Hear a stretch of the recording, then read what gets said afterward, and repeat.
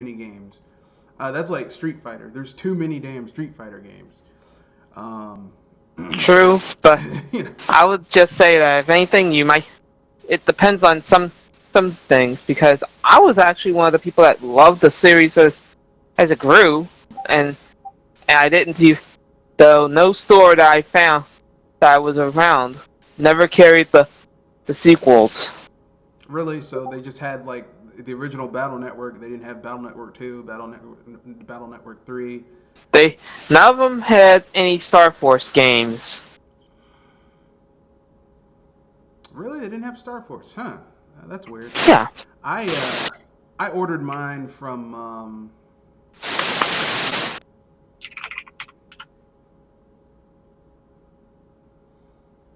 mine from Amazon back in the day. So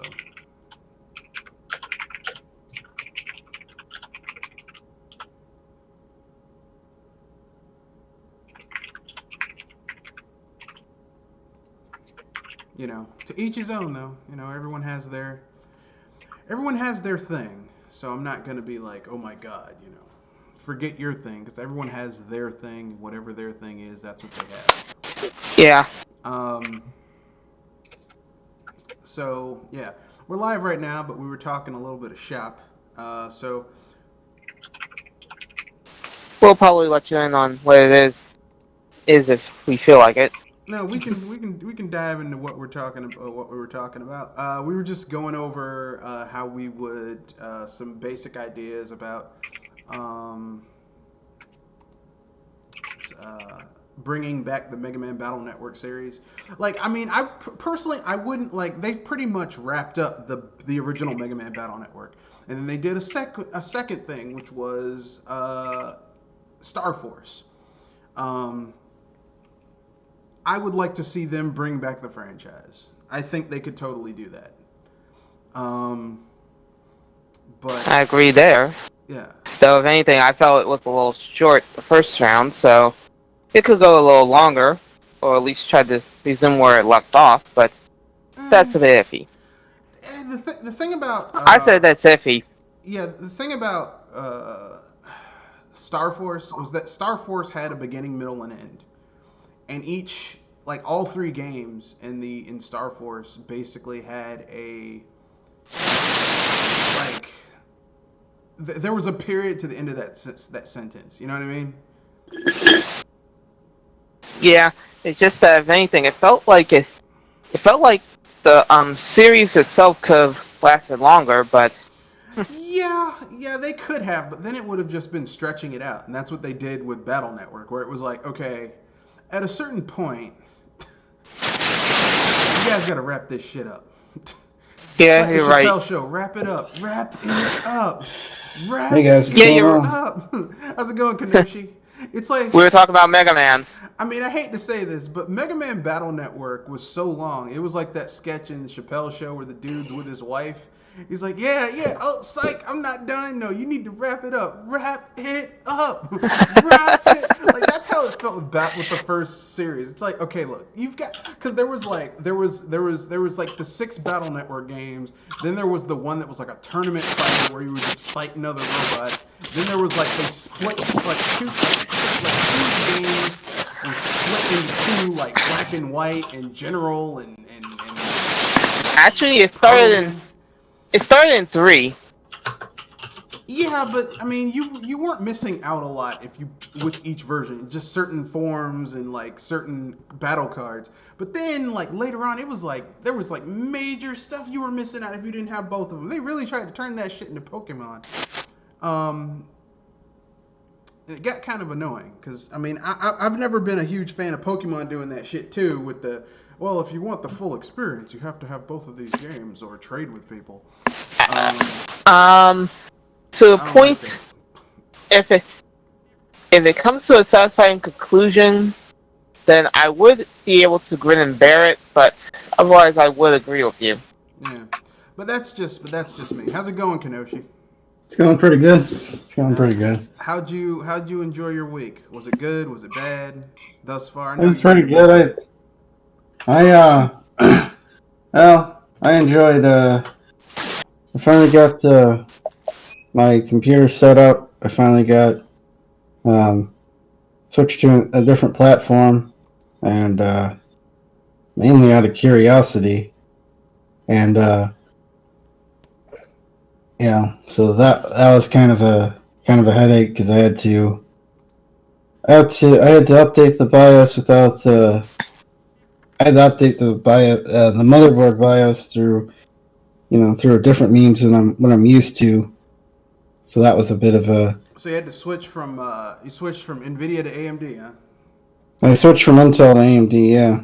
Well, I mean, look at the bright side. At least you didn't have to bend over and get raped by your wallet with switching to AMD. Yeah, I mean, I was looking at i7 8700Ks.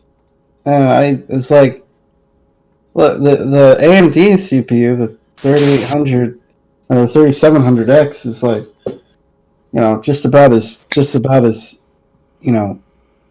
it's faster than the Intel 8700K in some things and about the same in other things. So it's just kind of like, what?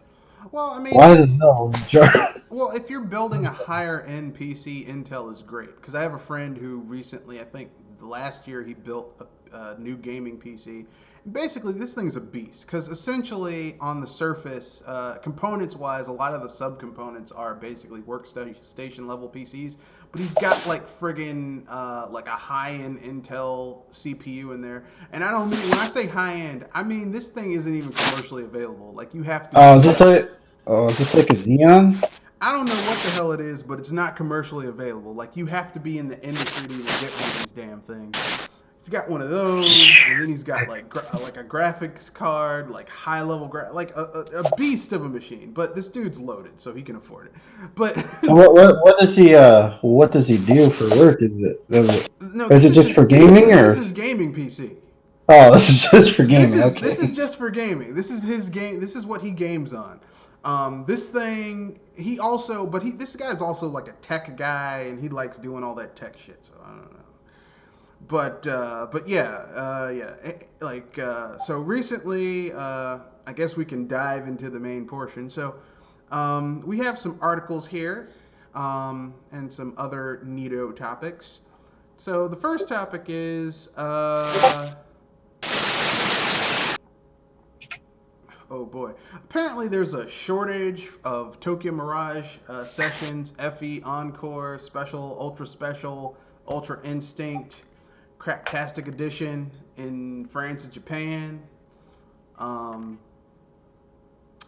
Well, that's nice. Yeah, apparently. Now, this is just my own supposition. I don't have any evidence to support And I'm actually trying not to chuckle. So take this with a grain of salt. I don't think this is because it's in a huge demand. I just think the demand is higher than what they expected because they shorted how many people were going to buy that game. I think. Yeah, Nintendo tends to do that. Well, this is Nintendo, and I think Nintendo did that because they were like, well, it didn't sell all that well in these places before, so we can only go by what we saw before. That's what I think. I don't know if I'm not even evidence to support that, but it makes sense. I think they had a above average pool of people, and maybe around the same percentage, but you had more switches in those places. There's a larger amount of people with switches, so it may have been the same percentage, but they should have accounted for a higher level of purchase. Higher level of people buying it just because, while the percentage might be the same, it's a larger number when you account for how many people own Switches versus owned Wii U's at the same period of time. So, yeah. I was gonna say, isn't this like the amiibo problems all over again? Okay, I am gonna say this. I know some people might get angry, but I don't particularly care if people get angry about it. I personally think that a lot of the reason that you had the amiibo shortage of some amiibos was Nintendo was just artificially throttling the supply because to keep it in demand. I can't prove it. Supposition on my part. I look at you with that one because seriously, that's a bit stretching. Like I said, I can't prove it, but I don't think amiibos are really all that difficult to produce. I really don't. So, here's the thing. That's just a supposition. Like, I personally don't care because I have like maybe like 6 amiibo, and some of which came with the games that I bought them with. So it wasn't like I went out of my way to get these amiibos. So, you know, like I'm not like one of those. I have to have. I know people who have they've built specialized shelving for their amiibo collection. I'm not one of those people. So, but it just seems to me that they did that, which is kind of weird. But it worked because Nintendo is the only company whose Toys to Life style merchandise is still selling. Because you look at Skylanders, it's done. You look at Disney's whatever the fuck Disney's thing was called. It's Infinity. I forgot the name of that shit. I'm the one that keeps up with this stuff. I don't know why they called it Infinity because it's done. The thing about Disney Infinity, and I know people are disappointed in the result of the amiibos, and they saw them in E3, and then they came out and they're like, "Oh, what is that?" But I still think the amiibos look way better. I thought there was way more, at least a bit more effort. Well, yeah. In the figurines. Because for the amiibos and there were everything. Every game that supports amiibo, it supports almost all of them can do something. Like Disney, like in Disney Infinity, like a lot of the figures they first put out were like didn't really make sense. Like it was like, hey guys, we're gonna put out, they didn't bring out the classic Disney characters first. They brought out other characters. It's like, what? When they brought out Guardians of the Galaxy, they brought out they were gonna bring out Yondu. It's like no one gives a shit about Yondu. I'm sorry. No kid. No, it's just that. No kid. If you had Christmas and they unwrapped Disney Infinity, is gonna be excited about getting fucking Yondu. I'm sorry. That's what you get for trying to appeal to the niche audiences. Yeah. And here's the thing: they were making tons of niche characters that no one gave a shit about. When they should have been doing, okay, here's Disney, here's Donald, here's Goofy, here's Minnie for the girls, here's Donald Duck, here's you could have Pete as a villain. Like they should have done the classic characters first. Then for the niche people, do like a limited run of here's black and white Mickey Mouse, here's Oswald the Rabbit, stuff like that. Here's I just didn't like the way Clarabelle, whatever the fuck that cow is. I never really played cow and horse collar. I never really played the game, but I just didn't like the way the character models looked. I just thought the figurines looked. Yeah, I just thought they were overly simplified to make them easier to render because they were trying to be cheap. Yeah. I get it. What happens when you cut corners? They wanted to get them out of a timely fashion, but god dang. Yeah.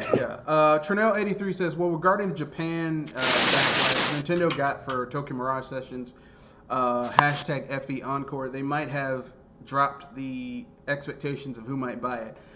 I mean, that could be the case, or it could be just because, Nintendo's been acting weird over the last few years, so, whatever it is. But yeah, I mean, Disney Infinity just kind of went, it was, Disney Infinity is one of those things that was a good concept, badly executed. The idea of having Disney characters in a virtual playset where you could do stuff, but then you actually played it and it's like, the actual game itself was kind of meh. Same thing with Lego Worlds. The actual game was kind of meh. It's just, yeah. You gotta have real stuff on there. You can't just be doing weird shit. The next one is, with all its games looking the same, Ubisoft shakes up its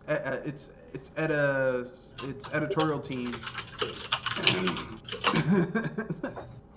So basically, as we know, every few years, Ubisoft hits a saturation point where all their games start to look the same. Like, remember when everything was basically Assassin's Creed and Far Cry, right? Like, even their open world driving game, you were driving up the towers to unlock more parts of the map.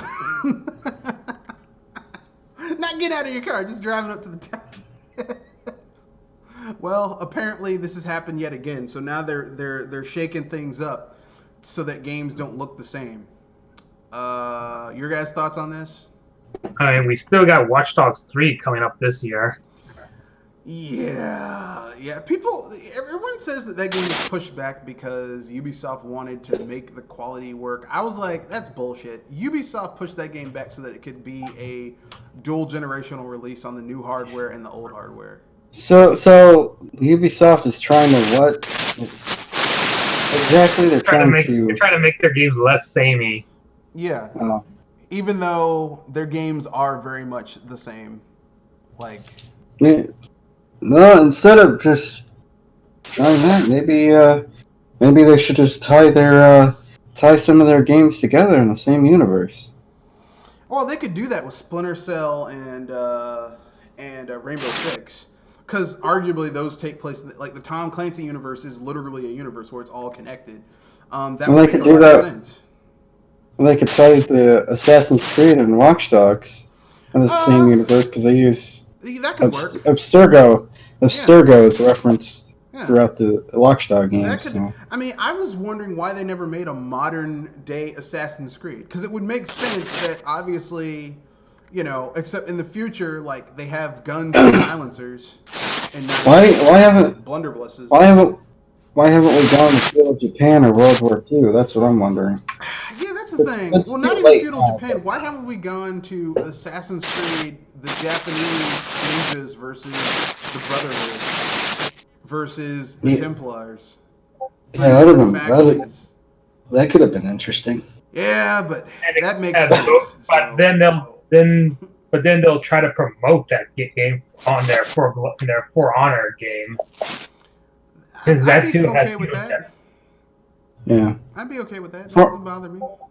For Honor, it's an interesting idea. It's just bad execution. They mishandled that game. Yeah. Interesting idea, terrible execution.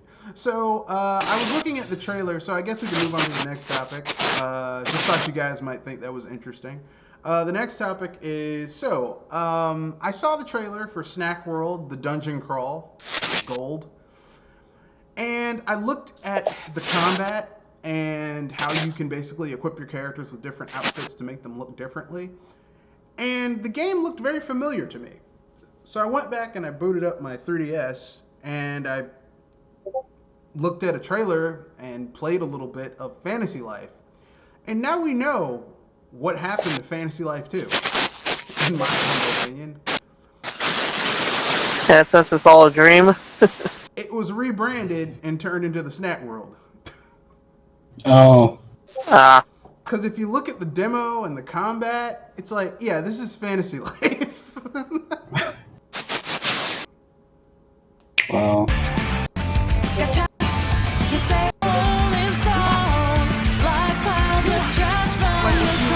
If you go into the chat and look at like the combat, yeah, this is totally Fantasy Life. They just fucking rebranded it as something else. Kind of sad, but what are you gonna do? It's a shame that Fantasy Life 2 had to die so that this shit could be made. Although I shouldn't call it that because it could be good. I mean, maybe, perhaps. Yeah. Probably not though. I want it to be good, but it probably isn't. I know people. I think I remember people really liking the Fantasy Life. Yeah, the people who bought it, like it's one of those games that didn't sell as much as they wanted, but I don't know why because they were paid to make it for Nintendo. Like it was like they were second party for that game, and Fantasy Life was pretty good for what it was. It basically was kind of like I don't want to call it a Gauntlet Legends or Diablo Light because it had more depth to it. Like in Fantasy Life, you could basically choose like one of 8 classes, and each class had their own like epic quest. Like it wasn't like you're trying to save the world or anything. It was just you were just trying to do your own thing, and like you could be like a lumberjack. and like when you had to like cut down like a epic level tree, you got epic level music while doing it. You'd be a fisherman and you could like get like epic level music while fishing. Like so it was like, and plus you had more traditional stuff like a paladin, a soldier, a mercenary. But you also had like, I'm a hunter. I use bow and arrows. It was a very interesting game, and sadly, Fantasy Life 1, I think, sold over 1 million. I'm pretty sure it was a commercial success, but it didn't sell gangbusters. And so they basically like, yeah, we're going to do Fantasy Life 2, but we're not going to put it on 3DS, we're going to put it on iPhones. I'm like, that doesn't make any fucking sense. Yeah. And then it never came out. They were like, yeah, we're working on it. I think they took that code and rebranded it once their contract ran out with Nintendo, and they called it Snack World. That's what I think. I don't have proof, but if you look at the demo, you'll be like, oh wait, yeah, that's Fantasy Life. So our next thing is from VG Editorials. Apparently, this is about how Square Enix backstabbed Nintendo in order to make sure that Sony was a success in Japan. And there's a narrative going on about Nintendo saying to never come back, telling Square to never come back after that. Yeah, I mean, look, listen, here's the thing. I wasn't in the room. I don't know exactly what went down. Here's what I do know, though. I do know that Squaresoft has not been... Square Enix is not... It was Squaresoft back then. It hasn't been in a good shape ever since. That's all I'm going to say. That's all I really can say. And don't believe the bullshit. Well, they did it because they had cartridges. How can I put this nice? Yeah, yeah. I actually looked at some of those articles that you had on your that video you made a few years back about Square Enix, and it definitely wasn't about cartridges. No, it was about money. It was about the money. It was about money. They were like, yeah, we're going to make so much money with Sony. And they did make money for Final Fantasy VII. And like every other Final Fantasy game that was exclusive to the PlayStation did not do as well as Final Fantasy VII. They made money, but it wasn't like what they had in Final Fantasy VII.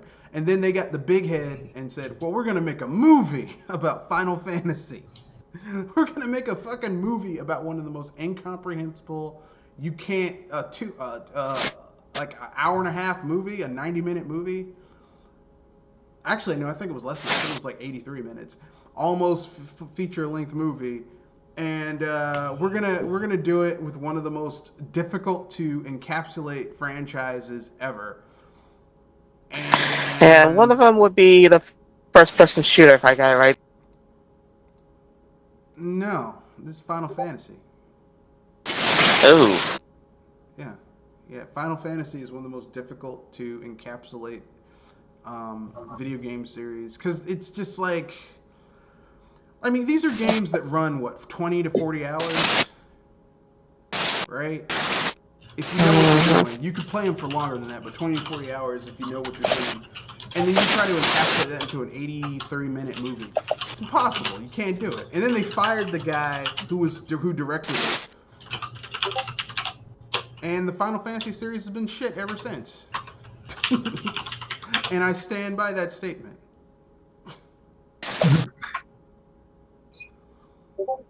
So yeah, what are your guys' thoughts on Square Enix being in not good shape for the next few years?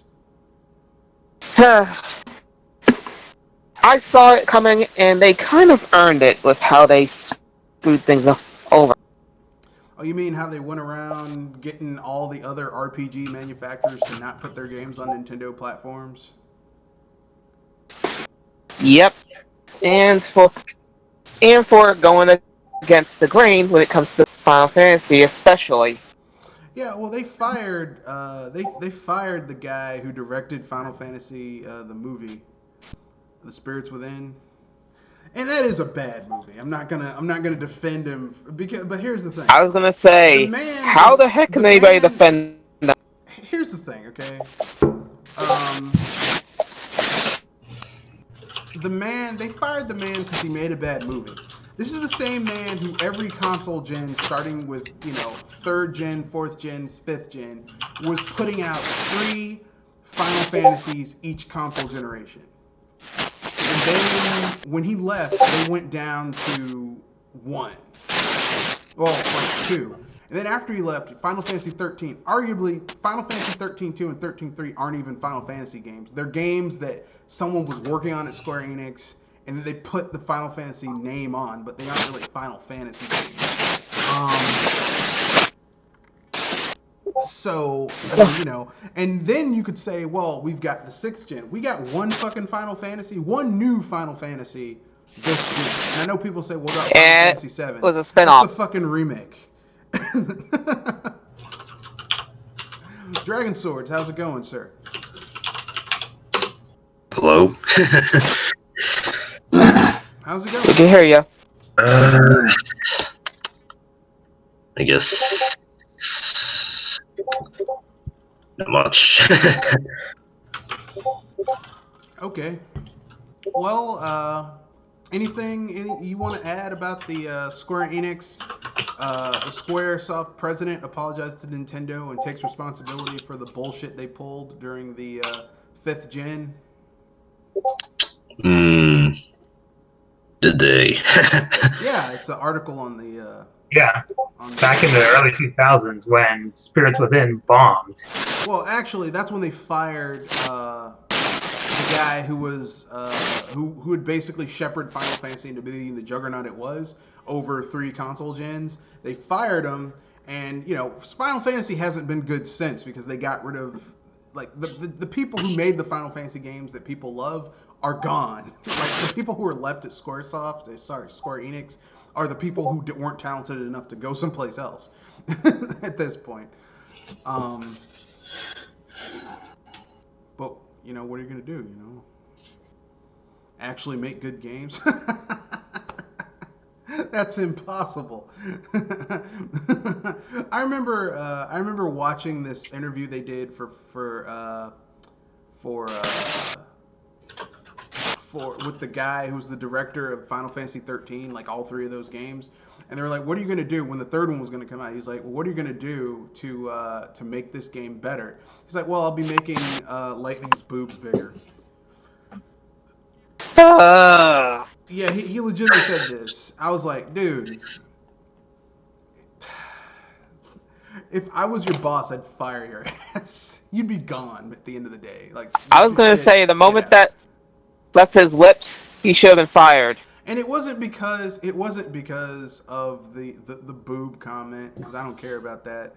It's because Final Fantasy 13 is trash. Final Fantasy 13-2 is a little bit better, but it's like Final Fantasy 13 is trash that someone had a baby and they're just they're not newborns anymore, so the poop smells and their diapers are in there. Final Fantasy 13-2 is okay, it's not diapers anymore, but it's still trash.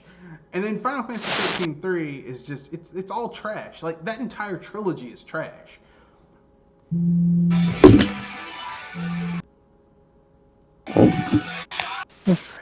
Hold on. I'll be back. I mean, what was the best-selling Final Fantasy game on a Nintendo console? I don't know.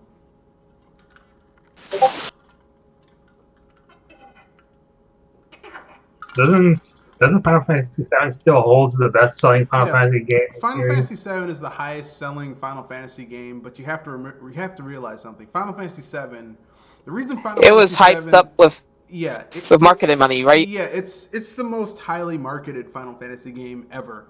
Like it had a budget of, and this was like back in 99 money, 98, 99 money when that game was being hyped up. No, before then, because I think 97. Yeah, 97.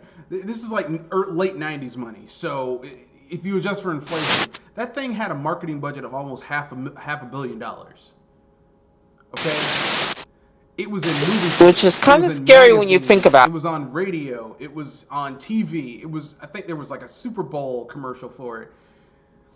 That is insane for that time period. Okay.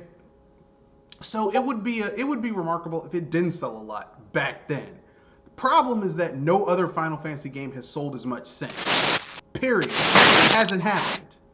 Then again, no other game gotten that market. Yeah, of course, no other game has gotten that. Well, I mean, here's the thing, okay, and like, here's the thing: the people who love Final Fantasy VII, who are like, yeah, it's the greatest Final Fantasy ever. You ask them, what other Final Fantasy games have you played? All they played was 7. They were like, I tried to get an 8, they didn't like it. They may have played a little bit of 9. Now, I'm a old school Final Fantasy fan. I started when the franchise began. I played Final Fantasy 1, 2, 3, 4, 5, 6. And I can tell you, Final Fantasy VII is okay, but it's not doing anything aside from it being a 3D Final Fantasy. It does nothing new. It introduces nothing interesting to the party. And to be honest with you, it's kind of inferior compared to its predecessor, Final Fantasy VI. Yeah, I said it. You play 8 and 9? Played all of them. I've played every Final Fantasy in existence. Right.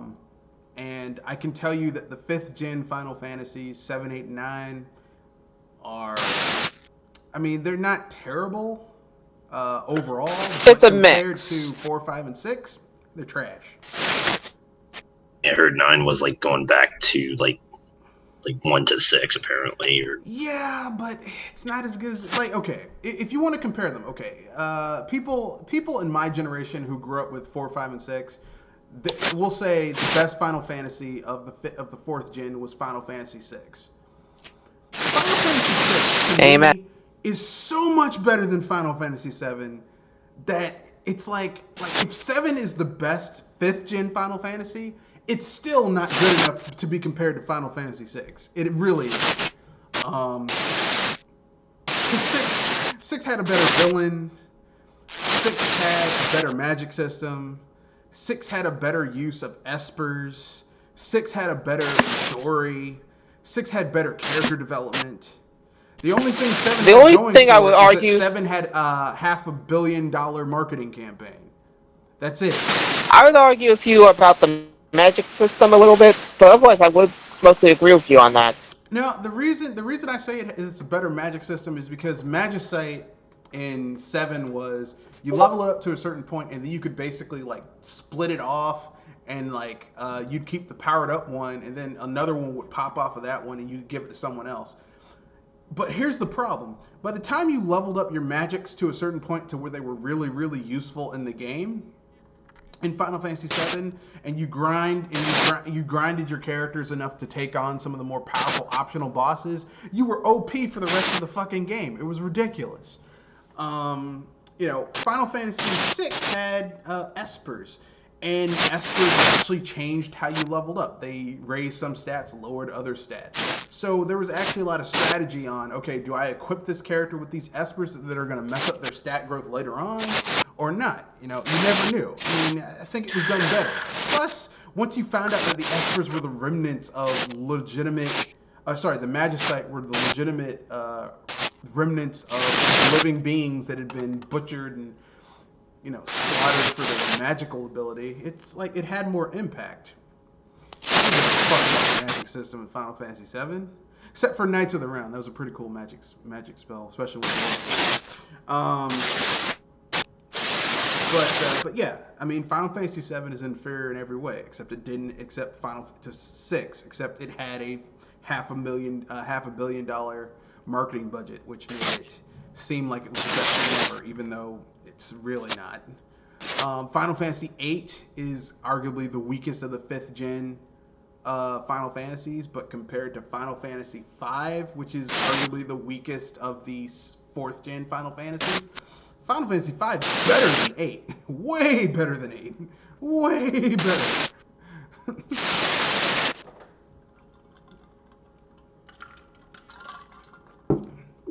And then you get Final Fantasy IX, which is, it's the most linear and story-based, not really open all that much Final Fantasy. I mean, it's a throwback. but let's look at what it's a throwback of. Like, you don't really have classes. Like, each character has their own. Like, you don't have a class system. Each character is kind of built to be a certain way. It's a throwback to Final Fantasy IV, aka Final Fantasy II. Is it better than the original? Like, are any of these characters as interesting as the characters in Final Fantasy II? Cecil and Kane and Rydia and Sid, Tella. No. I'm sorry. It's Final Fantasy. The fifth gen Final Fantasies are of lower quality to the 16th gen Final Fantasy. The only thing is that they're in 3D and people were like, this is awesome.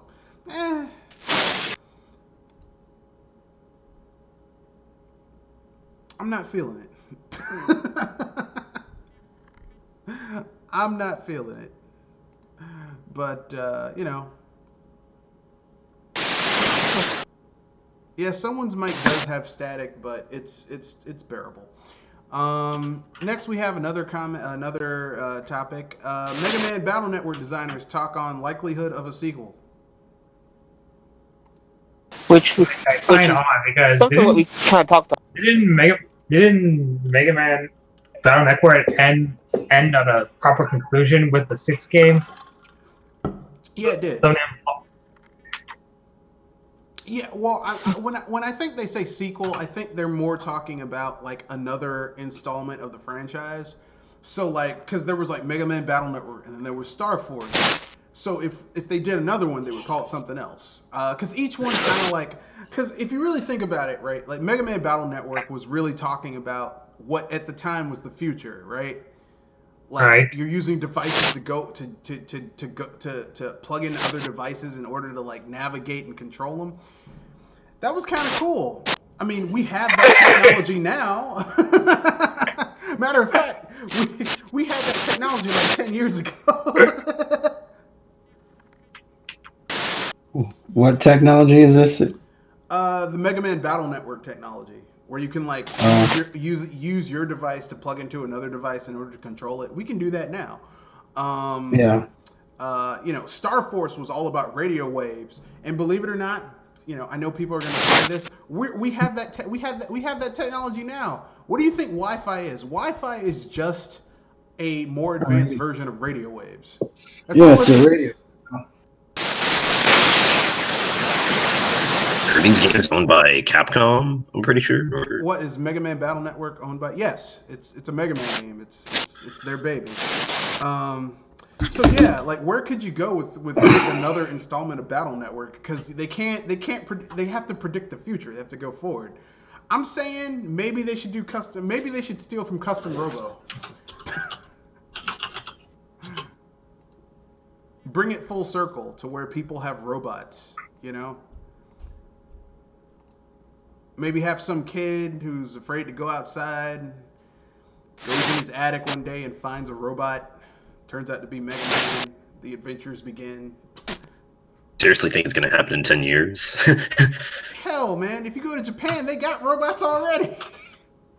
Oh, not that kind. Just not some. That kind, but hell, yeah. within 10 years, they might have them. If any place is going to have robots walking around doing shit, it's going to be Japan. Obviously, eventually they will also have sex robots because it's Japan. That's sad. It's Japan. Come on, we all know that shit's gonna happen eventually. And the only place where it could possibly happen, Japan and China, but mostly Japan. They're gonna do that shit eventually. It's not going to be 30 years later that they finally do it. Man, technology is moving so quickly. Technology is advancing exponentially, not geometrically. So it probably will. Next, we have the Nintendo Showdown on Nintendo Enthusiast was a poll between Donkey Kong Country Returns versus Yooka-Laylee and the Impossible Lair, and. Who won? Well, I voted for Yooka-Laylee, and I think Yooka-Laylee is the winner by It was 49 to 39. So 88 votes. Yooka-Laylee won.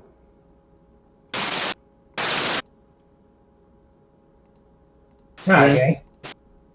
Yeah. Not. I voted I'm for kind of Yooka-Laylee. conflicted on. I mean, I like Donkey Kong Country Returns, but the problem with Donkey Kong Country Returns is that, aside from the name, it doesn't feel like a Donkey Kong Country game. None of the Donkey Kong Country games returns feel like a Donkey Kong Country game. I had the same feeling with the first Yooka-Laylee game. It plays like a Banjo-Kazooie game, but it feels nothing like a Banjo-Kazooie game. Yeah, I gotta disagree with you. It feels like what if you had a more modern version of Yooka-Laylee. And I also and it was disagree done with by a team that didn't have the budget of old Rare. That's basically it's basically they had to make concessions so they didn't have the budget. But I give them a pass on a lot of stuff because they didn't have the budget for it. You know, it's a Kickstarter game. They didn't have the budget for a lot of that shit. But there's no excuse for Donkey Kong Country Returns and Tropical Freeze. Yeah, they have the title of Donkey Kong Country Returns, but they don't play. Like, if you go back and play the original, at least the first two Donkey Kong Countries, and then play Donkey Kong Country Returns, those games do not feel the same. They don't play the same. They could literally rebrand Donkey Kong Country Returns as something else, and it would probably make more sense than calling it Donkey Kong Country Returns, because it's not.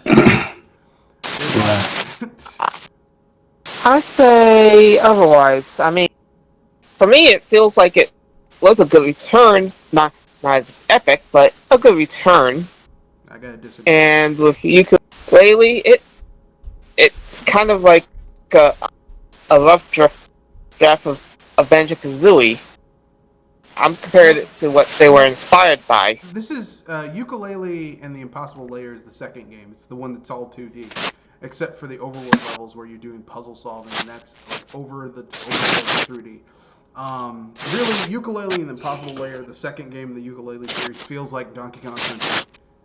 And it should, because a lot of the developers who made that game worked on the original Donkey Kong Country. Whereas Donkey Kong Country Returns this is probably Retro, where I... And Retro doesn't feel... Like, those games don't feel like a Rare game. That's the bugger to me now. I'm comparing Yooka-Laylee to Banjo-Kazooie while the first comparing Donkey Kong to Donkey Kong. The first Yooka-Laylee you can compare to Banjo-Kazooie. The second Yooka-Laylee is more like a Donkey Kong Country game.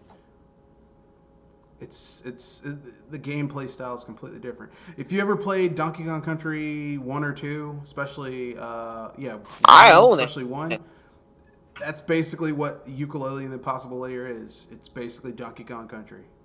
More so than Donkey Kong Country Returns, which you can tell because the developers are completely different. It's like, this is not a Rare game. This is, that Rare feeling, you know it's when it's there. You know when it's there, you know it's not there.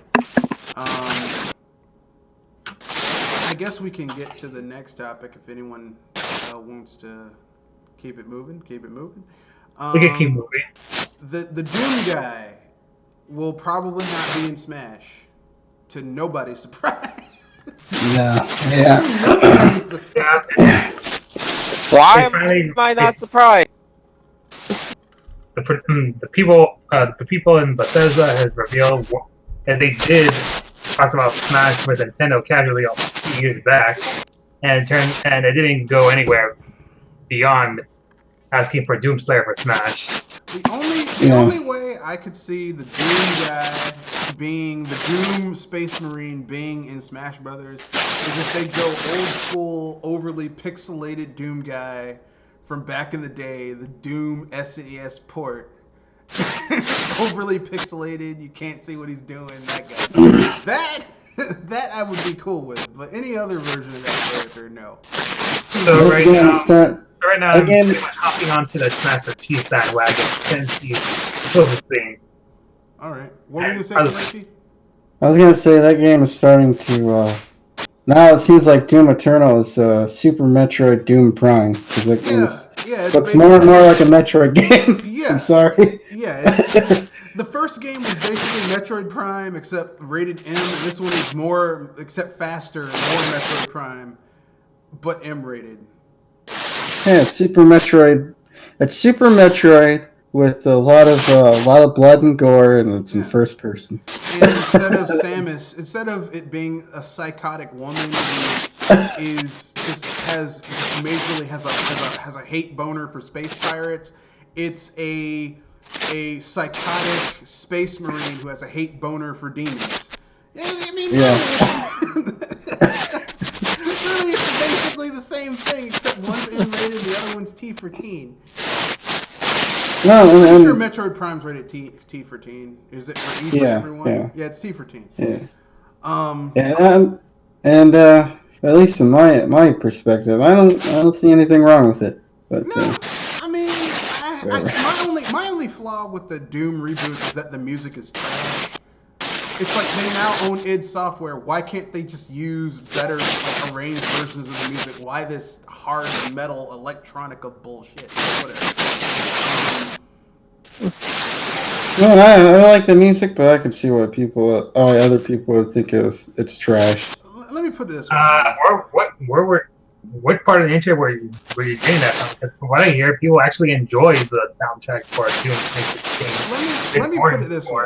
The Doom Level 1 music, the Doom 1 Level 1 music, the Gates of Doom, is iconic. Matter of fact, any old school first person shooter you're playing that's got fast paced, where you're running around shooting people with a shotgun, mute that music and put that level music on it. The shit sounds awesome.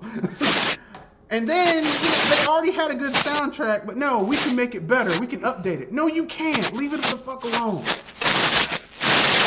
Stop. Seriously, stop. Sometimes it's like, I mean, Street Fighter did the same thing. We can update the music for these characters. No, please don't. Please don't. No, we can do it. No, please don't. No, fuck. that's basically what they did. And I mean, the games are pretty good if only they didn't fuck up the music, but they did. And it's iconic. It's like the music is just as much a part of Doom as the ultra violent and the setting. And they fucked it up. So that's my own personal opinion, though. Some people will disagree. And follow the same composition as the original games? I mean, they use the same name, but if you listen to the music, it's not nearly as good. It's kind of like Killer Instinct, the Xbox. It's hard to miss. Rare Killer Instinct music. It's like it doesn't. It's like they try to do riffs on the original, but the original is so much better than the new shit that it's like, why try? Like they nailed it. They nailed it. Like you listen to the original themes of all these characters in the original Killer Instinct, Fulgor, Chief Thunder, TJ Combo, Jago, Cinder, Riptor, Saberwolf, Spinal, Idol. Did I say Glacius? Okay, Glacius. Like, you listen to those characters' music, it's like, this shit's awesome. And then you listen to their renditions of that music, and it's like, this is shit. Why would you? Except for Cinder's music. Cinder's music is actually even more badass than the original. Headbanging? Yeah, it is. It's more badass than the original. I'll give them that much. But I mean, shit. 10 characters, only one has music that's better than the original. That's ridiculous. You should be making shit better, not worse.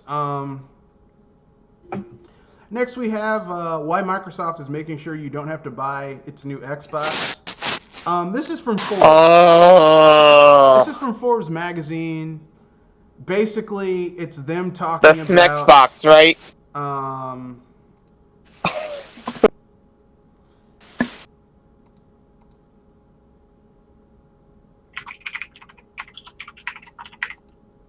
It's talking about how basically Microsoft, the Xbox as we know it, exists. Their sex box, as I like to call it. The Xbox Series X is not designed to get consoles in the house. This is a backdoor to get you to buy their services. They want you to buy Game Pass Ultimate for $15. They want you to buy Games Pass for PC for $5, $10, $15 a month. They want you to get their xCloud for like $120 a year. That's what they want. They don't care about the Xbox as a device. They want you to get the service. This is what this is about. I'm not going to read the whole article, but that's basically what this guy's supposition is. I happen to agree with it because I've been saying it for months now, if not years at this point. So, what are you guys' thoughts on it? What do you think? Yeah, I think we've been saying, like, we've been pretty much, like, predicting this doom to happen, so I guess I'll pretty much just go in and ask, like, will Microsoft pretty much be porting, like, their games over to, like, every system? And when I mean every I don't know system. about every system, but I'm pretty sure you'll be seeing there will not be Xbox exclusives. Well, there is that rumor that the Master Chief Collection might be coming to Switch, so there's that. That's stretching. I don't think so. I don't know if that's gonna happen. I don't think that's gonna happen. What I think's gonna happen is I think that you'll see games that like because Halo is so intricately connected to PC and Xbox that I don't see that coming over to the Switch ever. Yeah. I think we will see some other games come to the Switch. Like you'll probably see come over to the Switch just because Killer Instinct 1, Killer Instinct 2 were also on Nintendo consoles back in the day. Yeah, that would make sense. Games like Killer Instinct and Cuphead, Yeah, don't Cuphead be made surprised sense. if Battletoads comes to the Switch. Don't be surprised if you see a lot of those games. But games that are like intricately tied to the Xbox brand probably won't come to the Switch. Crackdown. Have fun waiting. No. Maybe Fable 3. Maybe, I don't know. But you will not see. I don't think you're going to see Halo come to the.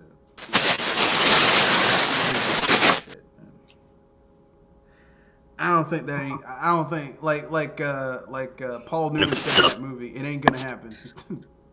If it does not sell well, and you have to like pretty much like put it like everywhere else. I mean, okay. If the Xbox brand, if this new Xbox Series X just totally flops, like sells under 1 million in the first year, they'll probably say, okay, we're not going to put our games. We're going to provide this service on other platforms. Like you'll have to get. You can use their Ultimate Game Pass on any device, so you'll be able to use it on like the Switch or xCloud. You'll be able to use xCloud on the Switch. You'll be able to use xCloud on your PlayStation device. PS4. It's going to be just a streaming service basically, which that's where they're going. That's where a lot of this shit's going. I guarantee you Microsoft will probably have a better handle on the shit than Google with Stadia. No kidding. Because they're already doing cloud-based shit with Windows. Not Windows, Word, Office and shit like that. So, I mean, conceivably speaking, that's what you're going to see.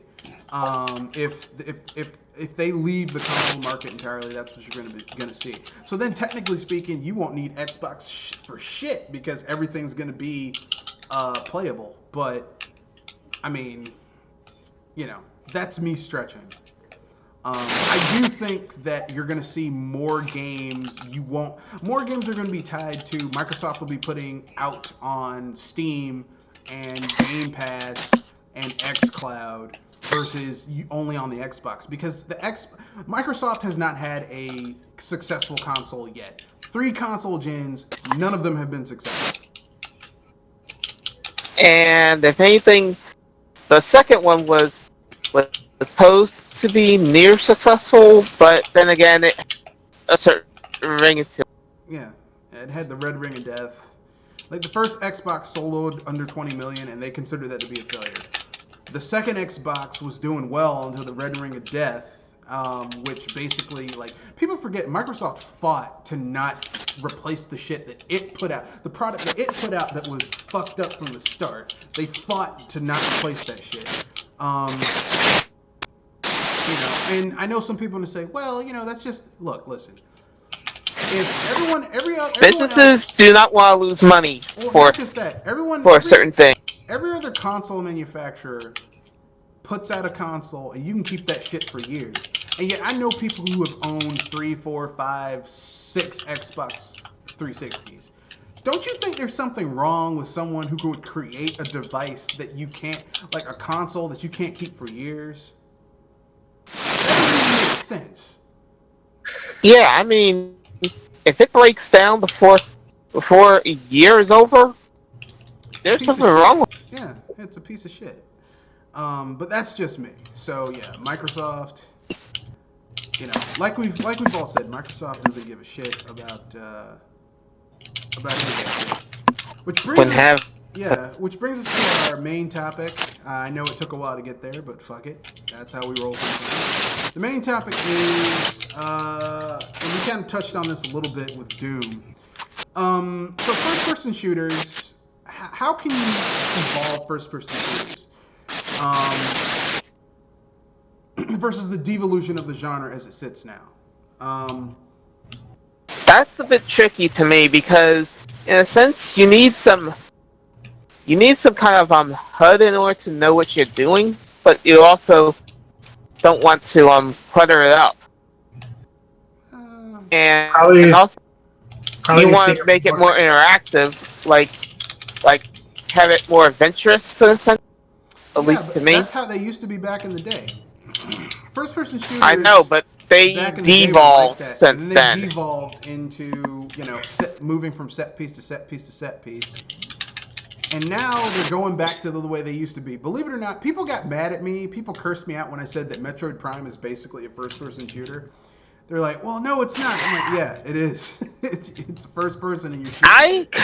I flinch every time I think about that because it makes me like it and hate it at the same time, since I got a mixed history with Metroid Prime. Well, I mean, but it is. I mean, that's essentially what it is. Metroid Prime is a first-person shooter. It's a simplistic first-person shooter in terms of what you're doing. Like, you don't have tons and tons of weapons. But, once you dig down into it and, look at it, from a technical standpoint, it's just a first-person shooter. It's a first-person shooter that has environmental interaction and puzzle solving, and, you're hunting for secrets. So it's a throwback. Metroid Prime is a throwback to old-school first-person shooter time, which is actually pretty fucking awesome when you think about it. So I wasn't back in the day, because I didn't get into first-person shooters until about Bioshock. Yeah. I always thought first-person shooters were kind of boring, but now I have a different perspective. But no, that's how they were. Yes. Yeah. Back in the day, you'd have a huge open level, and they'd say, okay, this is the end, but then you'd have to hunt for secrets, like Metroid Prime. You go into an area, there's a huge area, and then you got to hunt for secrets. And it has adventure game aspects where, okay, I can't go here until I have what I need in order to get past this obstacle. So you do backtracking. And I know a lot of people gamers are like, I don't like backtracking. I don't like going backwards. But that's part of the fun of playing a game that has those concepts, is going back to areas that you couldn't go before when you're more powerful and you have whatever you need in order to go there, opening up new areas and becoming more badass as time goes on. Because in the beginning of the game, you're kind of weak. By the end of the game, you're like, okay, come get some. Who wants to? Like, I remember in Metroid Prime 2 Echoes, when you get the light suit, and you can go into areas that you couldn't go before and stuff, and you can go into that poisonous water and nothing happens. It's like, man, I can explore and I'm not dying. Whole game opens up at that point. I mean, sure, it's the last 20% of the game, but still. I love it.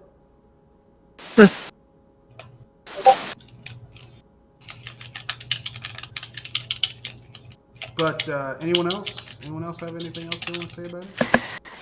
How about some different environments outside of military environments or urban environments? That's fair. I mean, we could always go with Far Cry. The original Far Cry's big thing was that you were in. It was like this massive open level, and you could go practically anywhere.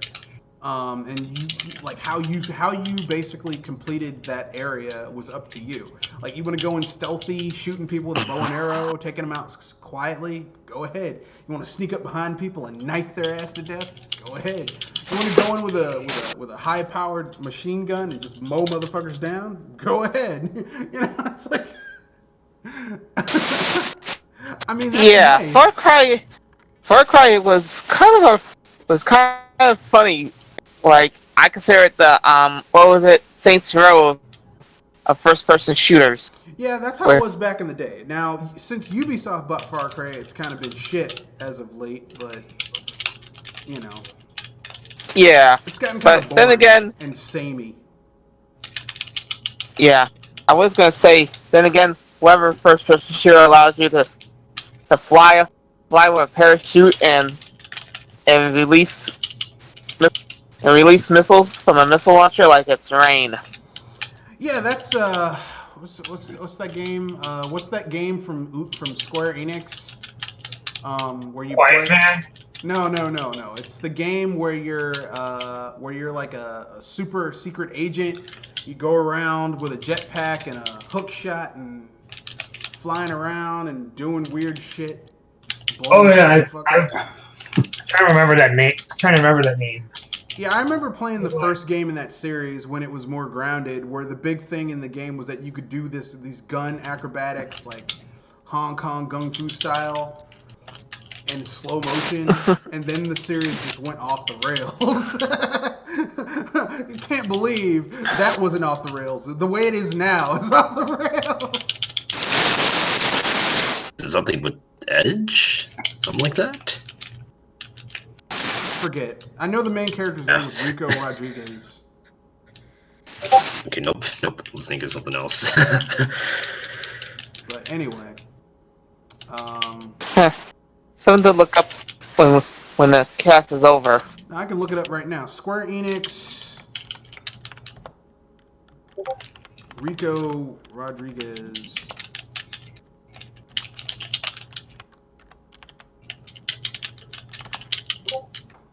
Just Cause. Ah. A first-person shooter? I thought it was third. Well, it was a third-person shooter, but I was talking about how it was just ridiculous, over-the-top, over-the-top physics. Yeah, the first game was basically like it was kind of like a pseudo open-world game, and you could like, you know, do all types of weird stuff. It wasn't a great game, but it wasn't terrible. It's one of those games. Like, it's not good, it's not great, it's not bad, it's okay. But, you know. Anyway, as I was saying, you know, first-person shooters need to go back to their roots and stop trying to, like, so many of them were trying to fucking emulate Call of Duty. Call of Duty. Call of fucking Duty. Call of Duty. I hate Call of Duty. Well, at least with Black Ops 2, I think it was, like, trying to... I think that was the last game I played. Yeah, do something different, and I was like looking for like first shooters that kind of follow like that sort of similar sort of structure. Oh, that's true. Which I was like looking at. Yeah, I was looking at Splatoon, and it's not there yet. I'm kind of hoping Splatoon 3 does something. Mainly, I guess a lot with the single player. Maybe like whether that be side stories or sandbox sort of elements or something like that. That'd be cool. If they had a sandbox type thing where like. You had traditional levels, but you also had like like a city that you had to defend, and incursions from Octolings. That'd be cool. Like you have to defend incursions from Octolings, so then you have to use the skills that you learned from like multiplayer to fight Octolings. But these would be like more powerful, smarter, more intelligent bots instead of, you know, the kind of dumb enemies you have in the base game. But hey, that's just me. Those are just my opinions.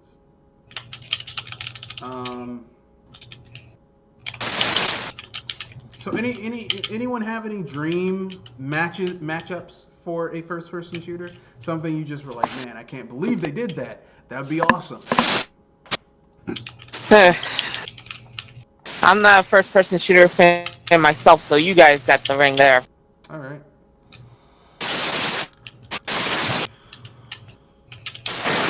Let's see.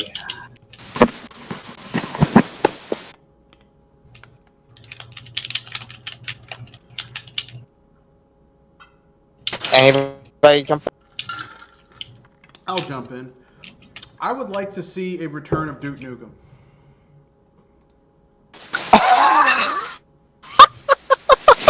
I was waiting for that. I would like to see a return of Duke Nukem, and I even know how to make a game that would work. Okay, the game starts with Duke Nukem waking up in a it would start kind of like Duke Nukem Forever, where you think you're doing some badass shit, but it turns out Duke Nukem is drugged up and he's in an insane asylum because he's fucking insane. I was about to say, when has Duke Nukem ever been sane? Well, he is insane. That's the whole point, is that he's insane. So we would keep the events of the first two Duke Nukem games and even the third Duke Nukem game in place, because in case you guys don't know, the first two Duke Nukem games were actually 2D platformers from Apogee that became 3D Realms. Oh, I remember that, Yeah. so well. Though, if Yeah, anything, that was kind of.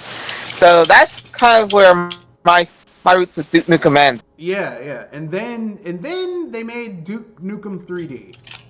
Duke Nukem 3D, which revolutionized 3D first-person shooters, because Duke Nukem used the build engine. You could blow up parts of the level. You could change stuff around. So basically, the whole point of the game is that Duke Nukem saved the world years ago, but he like years of doing drugs and doing insane shit was driven him crazy. So they keep him heavily sedated and knocked the fuck out in an insane asylum. But here's the thing: the aliens have come back and they need Duke once again, but he's lost his fucking marbles. So you have this thing where Duke Nukem is running around doing weird shit, but he's also has lost his mind. So you have to help him become sane while also being in a totally different world than what he left. Do it now while John St. John is alive, so we can record the voice. But it's like a modern world, so you could totally make fun of modern pop culture. Like you could have some guy being like, "Well, it's like, well, I'm not a straight heterosexual cis male. I'm actually this. You could have him run. It's like, shut up, you pussy, and punch the guy in the stomach.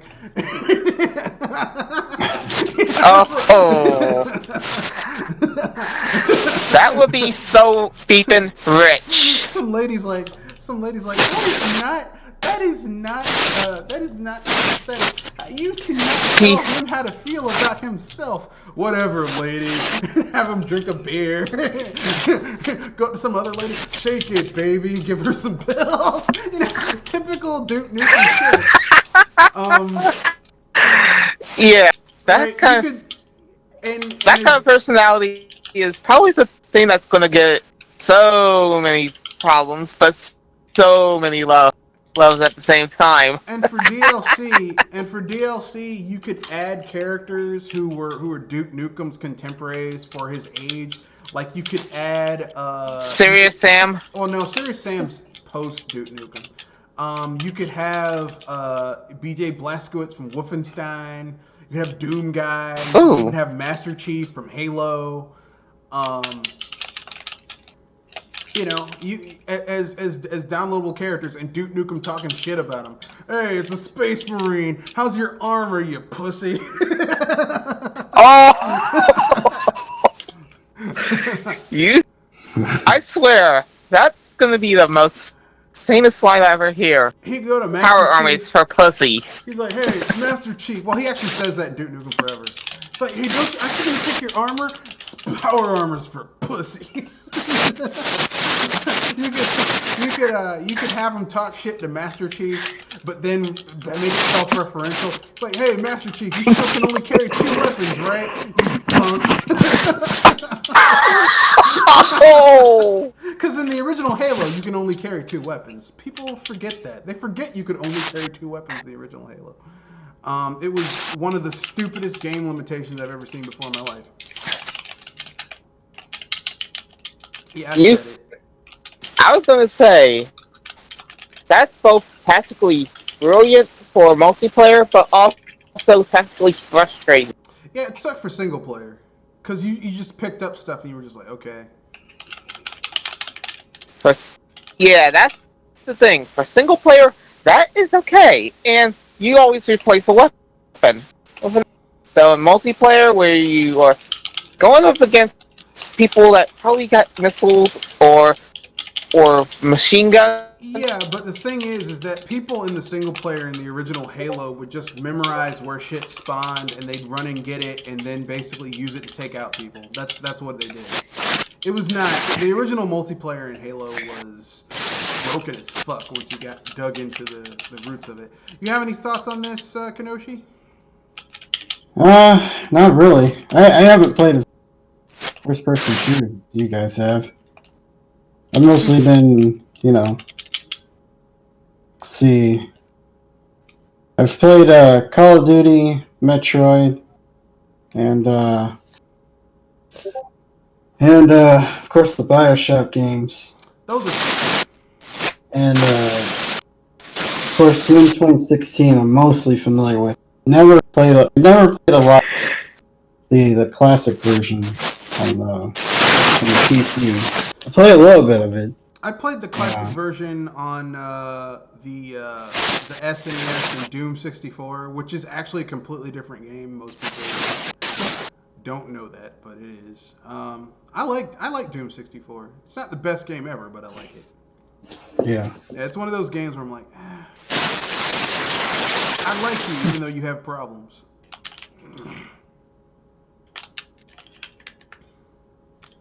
Yeah, because I've always heard going back to the Metroid Prime games, I've always heard them described as a action adventure, first-person action adventure game, more than so a shooter. Yeah, but I mean, they have all the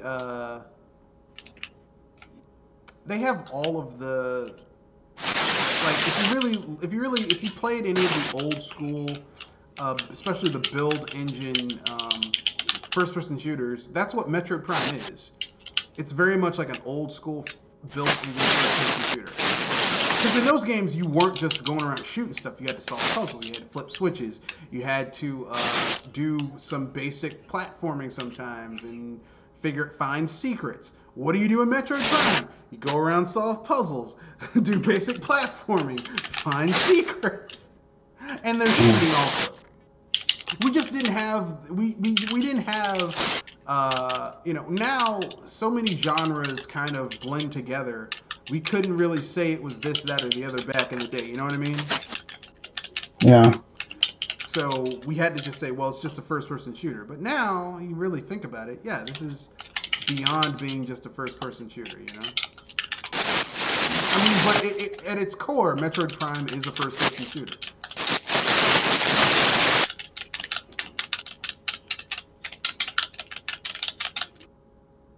How long is the Metroid Prime game, actually?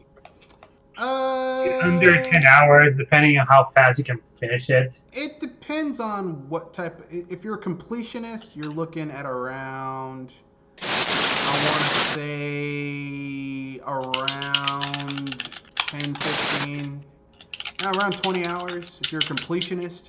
If you just want to play the game and get to the end, you can do it in under 8. So like a weekend with breaks. When Metroid Prime 4 is going to be much more than that. Hope it is. Although at this point, I think Metroid Prime 4 might be a next gen Nintendo game and not this gen Nintendo game. They're gonna like restart since they had to restart fucking making it because for some reason someone thought it would be a good idea to give a studio that has no experience making that type of game that game to make. It's gonna be like Last Guardian, where they pretty much have to move it over to the next system. I'm pretty sure.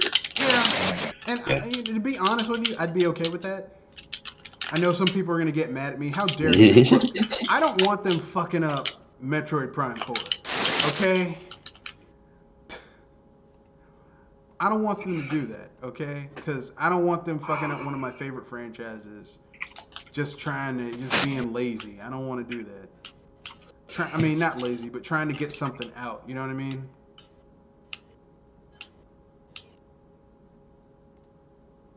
So, I know some people might disagree with me when I say that, but, you know. For me, it's a case by case. You have to figure out what kind of game they're making and then try to fit around it. Nah. No, I think it's more like what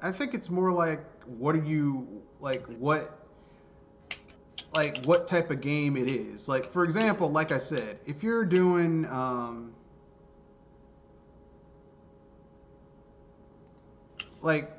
anyone who's played a Metroid Prime games knows what those games should feel like and play like. It would be weird if you played a Metroid Prime game that didn't have, you finding items, you backtracking, you gradually becoming more badass as time goes on as you upgrade yourself. You find missile expansions, super missile expansions, power bomb expansions, bomb expansions, upgrade the shit out of your ship. That was in Metroid Prime 3 Corruption. You didn't really do that in 2 and 1. But, that's part of what makes Metroid Prime, basically, fighting the boss and getting a more powerful weapon and, upgrading stuff. Like, that's part of what makes Metroid Prime. You know? Uh-huh. I know some people would disagree, but...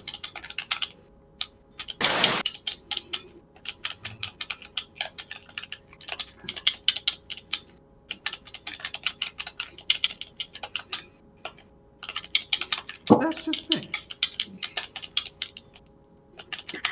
So, anyone have anything else they want to say about first-person shooters before we move on to the free topic portion and then wrap things up? We can move on to the free topic. All right. So, what have you guys been playing lately? And do you have anything big coming up? Well, I'm about to go play some Samus Returns after this podcast. Ooh. The original or the remake? The 3DS remake. Okay. For me, I'm getting into Smash again, so to be ready for when Sodium flies into the battlefield. Oh, I thought because the River City Ransom Spirit event that's coming this weekend. Okay. That's right. We're finally getting Arc system content in Smash, which is only going to open the floodgates for a possible Arc system character as DLC. Well, they said they're doing a season 2 of characters, so we could totally get Jimmy and Billy Lee as a palette swap and one another as a character. People are mostly focused on Soul Bad Guy from Guilty Gear rather than Stimmy and Jimmy from Double Dragon. I don't know. Jimmy and Billy Lee could work. All they their ultimate move could be that fucking elbow smash that was overpowered as fuck in the arcade game. Really, as someone who practiced Muay Thai for 7 years, if you elbow smash anybody properly, you could fuck somebody up with that. So it makes perfect sense that that would be overpowered. And seriously, having the double dragons in Smash would probably be a real throwback to the arcades. I would love it, especially if they use the model from not Double Dragon, not from the NES, but from Double Dragon for the Advance, for the Game Boy Advance. And not the actual the game model, but the art model. It's so badass. It's so like 80s, late 80s, early 90s, ultra masculine manga style. It looks badass as fuck. I totally agree with that. So, if anything, I just remember the weird piece of history. Right. Those two started fighting. Yes, Double Dragon 5. It sucked. It wasn't. Wait, that was called Double Dragon 5? Yeah, it wasn't even a good. That's what they branded it as. It wasn't even a good Street Fighter clone. Bad, very bad. It was And basically wasn't there a modern Double Dragon game that harkens back into the classic yeah. gameplay? There is a modern Double Dragon. There was Double Dragon 4, which is based off of like it's basically based off the NES Double Dragons. It's better. It's got better controls, but it's still limited because it's based off of the NES Double Dragons. Really, I think they should have taken a page from Super Double Dragon from the SNES, or Double Dragon Advance, which took a page from Super Double Dragon, which is a much better fighting game than the ones on the NES. Deep, yes, because for the love of the game, that was a pain in the rear end to play. Yeah, any game that lets you pick up a nunchuck and beat people up Bruce Lee style with a nunchuck, I'm cool with, because you don't see nunchucks in a lot of fighting games these days. I mean, dude, you really don't. You see Hanfas, you see poles, knives, or in gaming in general. a lead pipe, a baseball bat, but Okay, do Billy and Jimmy Lee play exactly the same, or do they have different abilities? well, technically speaking, they're supposed to have different abilities because they know two completely. I mean, it's a shared martial art, but how they express it is differently. So, Jimmy is supposed to use like the normal Double Dragon dragon style martial art, whereas brother uses the Shadow Dragon style. So technically speaking, Jimmy is supposed to use the more balanced like style, where his brother is more offensively minded. Like that's the difference. His brother does slightly more damage, but takes more damage. They're yin and yang. Yeah, they're yin and yang. They're the Double Dragon. Yeah. So basically, Ryu and Ken for one. Not really Ryu and Ken, because Ken was basically originally a palette swap for Ryu. Like they were always supposed to be slightly different in terms of their stats. It couldn't really be expressed that well during the NES. In the arcade, there was a difference between the two characters. Jimmy took a little less damage from attacks. Billy took a little more damage. Jimmy did a little less damage, but Billy did a little bit more damage. Like there was stats between them, but it wasn't expressed well in the home versions because it was the NES. There was a limitation to the hardware at the time. And if I remember right, there was also the weird stuff that happened with the NES version than the arcade. Yeah. You'd only have like 3 characters on screen at once, and if you had more than that, there'd be screen flicker, all that shit. Like that was hardware limitations at the time. Okay, that's all I can say.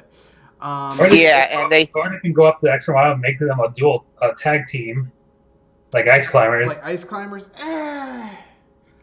Yeah, I wouldn't put it there. It would be more fun. It would be more fun to have them be single player characters than to have them be a dual team, because really in the Double Dragon, canonically, what happens at the end of the game is that one of the brothers is turned on the other, and you have to fight the other one.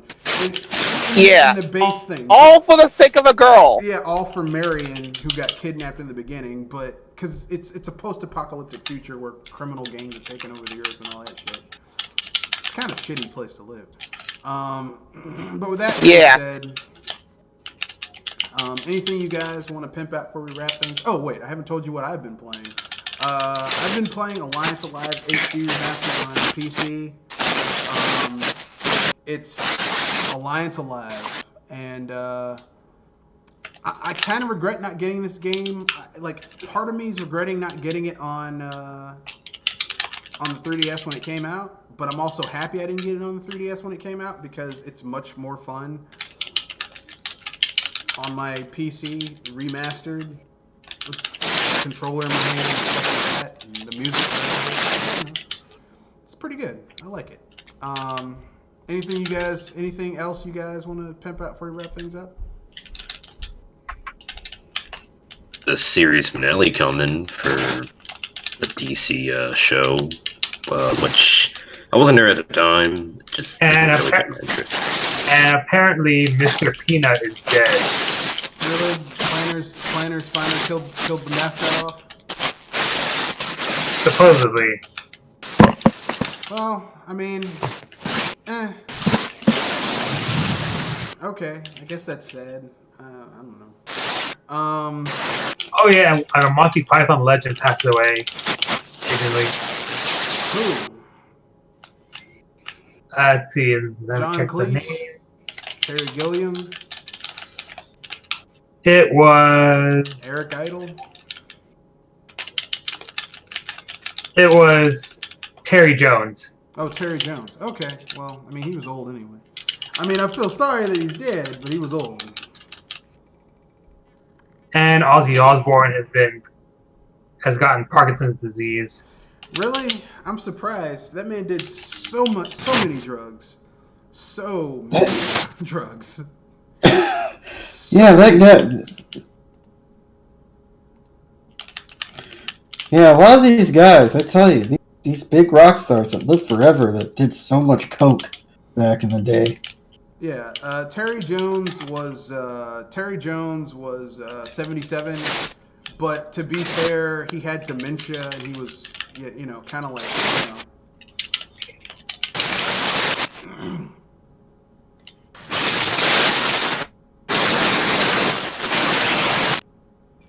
but whatever.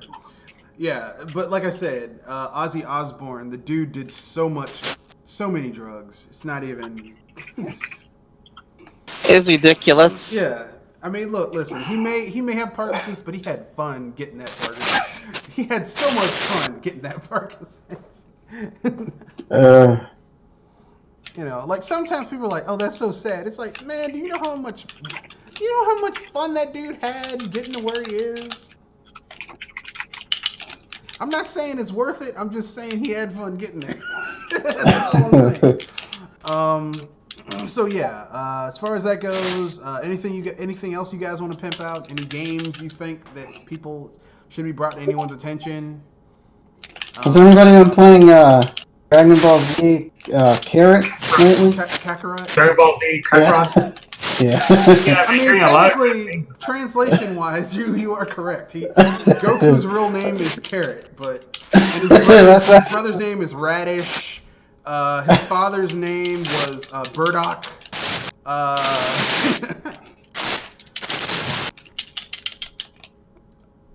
Yeah. And is Gohan another food name? No, Gohan is a bastardization of Wukong, which it's a Japanese bastardization of Wukong. Because in Son Goku, literally it's his grandfather's name, Gohan. Son Goku is a bastardization, is Japanese bastardization of Son Wukong, which is the name of the Monkey King in Journey to the West, which is what Dragon Ball originally was supposed to be. It was Akira Toriyama's take on Journey to the West. A fucked up take on Journey to the West. And if you've never read Journey to the West, it's fucked up within its own self, its own way. But I want to say there's a scene where Sun Wukong, Pigsy, and the Dragon Prince basically sneak into a temple, and basically they're like, "Yeah, we're sages. We're gonna bless your temple," and they make these corrupt monks drink their urine, and tell them it's holy elixir. Yeah, it's fucked up. It's funny, but also really fucked up. Hey, what can I say? Ancient folk tales are always kind of fucked up.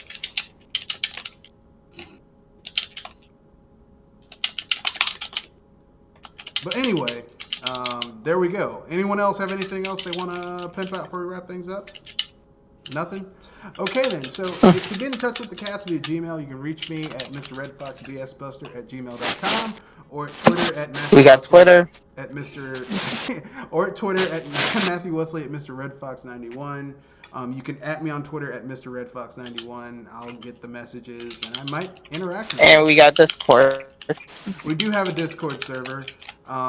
You can go on Discord and search for BS Busters, and you can subscribe and be a part of the bullshit busting. Any topics that you would like us to cover, help us bust bullshit. So that being said, it's in the podcast. You guys give your sign-outs.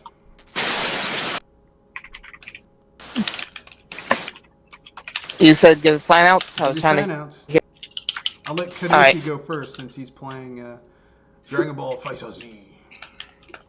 It's Kenoshi Bonito. I'm gonna say that I'm probably gonna start streaming soon, so be on the lookout for that stuff. It's good. Dragon, anything you want to give your sign out about? Nothing. Well, Okay. I guess I'll be busy. Like starting next week, and I'll pretty much continue for pretty much the next couple months. I'm pretty sure. Yeah. Okay. Pinky. This is Speaking Down from Video Game Editorials. Then we talk about facts and opinions in the gamosphere and other stuff. That'll be all. I gotta get to start playing some Samus Returns once this is over. All right. If anything, thank you, ladies and gentlemen, boys and girls of all ages, for coming to the BS Busters Midweek Podcast. Joe, your month, AI Moonstar, and Mr. Red Fox Raiders.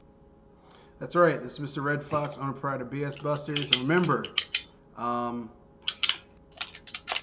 unlike some people, I don't play games to have fun. I play games just to impress other people. Go ahead. Say it. Say it, Jules. Don't forget to hype responsibly, folks. That is correct. Good night.